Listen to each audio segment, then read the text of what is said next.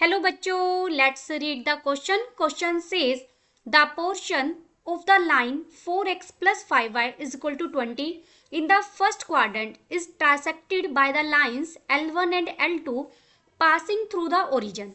The tangent of an angle between the lines L1 and L2 is option A is 25 by 41, option B is 30 by 41, option C is 2 by 5, option D is 8 by 5.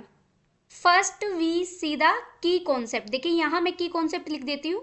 आपको दो lines के बीच का angle find out करना है, tangent of date angle. तो tangent theta, अगर हमें उन दोनों लाइंस का स्लोप पता है तो टेंजेंट थीटा का फॉर्मूला क्या होगा? Mode of m1 minus m2 divided by 1 plus m1 into m2.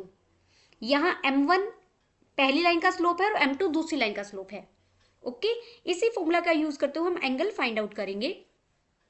अब जो गिवन लाइन है, गिवन लाइन को देखिए 4x प्लस 5y बाई 20 है, 5y इज इक्वल टू 20 है, सॉरी, और इसको मैं थ्रू आउट 20 से डिवाइड कर दूंगी तो ये बन जाएगा x by 5 plus y by 4 is equal to 1. अब ये हमारे पास इंटरसेप्ट फॉर्म हो गई. इंटरसेप्ट फॉर्म हो गई तो हम इजीली इस लाइन को ड्रॉ कर सकते हैं.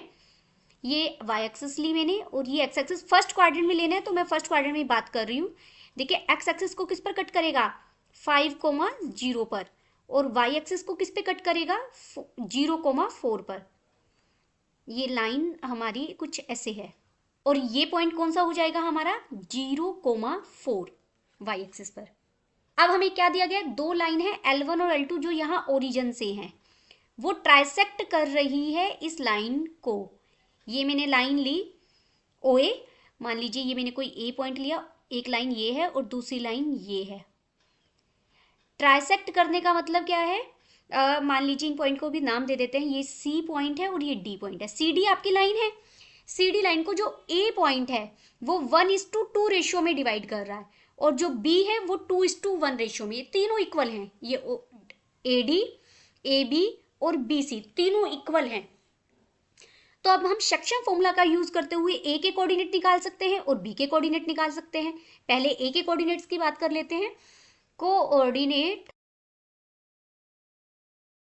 ऑफ ए कैसे हो जाएंगे? कोऑर्डिनेट्स ऑफ ए, ये 1:2 रेशियो में है तो 1 की 5 के साथ मल्टीप्लाई 5 आ जाएगा, 2 की 0 के साथ मल्टीप्लाई 2 0 ही आ जाएगा, डिवाइडेड बाय 2 प्लस 1 3 आ जाएगा, कोमा. ऐसे ही आप दूसरा कोऑर्डिनेट फाइंड आउट करेंगे तो बच्चे वो 8/3 आ जाएगा सेक्शन फॉर्मूला का यूज करते हुए. अब हम कोऑर्डिनेट ऑफ बी भी निकाल लेते हैं. कोऑर्डिनेट्स ऑफ बी के लिए सिर्फ आपको रेशियो 2:1 लेना है. 2:1 लेंगे तो ये हो जाएगा 10/3 कोमा 4/3. अब हमें ए पॉइंट भी मिल गया, बी पॉइंट भी मिल गया और ये तो ओरिजिन ही है बेटा. ओ ए लाइन का आप स्लोप फाइंड आउट कर सकते हैं, दो पॉइंट्स पता है हमें, और ओ बी का भी स्लोप फाइंड आउट कर सकते हैं. तो देयरफॉर सीधा यहाँ लिख रहे हैं slope of O A y2 minus y1 divided by x2 minus x1. तो ये आ जाएगा y2 यानी 8/3 माइनस 0 डिवाइडेड बाय 5/3 माइनस 0. तो ये 8/5 बन जाएगा आपका स्लोप. और स्लोप ऑफ ओ बी की बात करें तो सिमिलर तरीके से आप निकाल लेंगे. सेम फॉर्मूला यूज करते हुए स्लोप आ जाएगा ओ बी का 2/5. अब ये हमारा M1 है जो की कॉन्सेप्ट में फॉर्मूला लिखा था और ये हमारा M2 है. M1 और M2 दोनों हमें मिल गए तो सीधा आप टेंजेंट थीटा निकाल सकते हैं. देयरफॉर नाउ ये tangent theta is equal to mod of M1 minus M2. तो मैंने लिखा 8/5 minus 2/5 divided by 1 plus 8/5 into 2/5.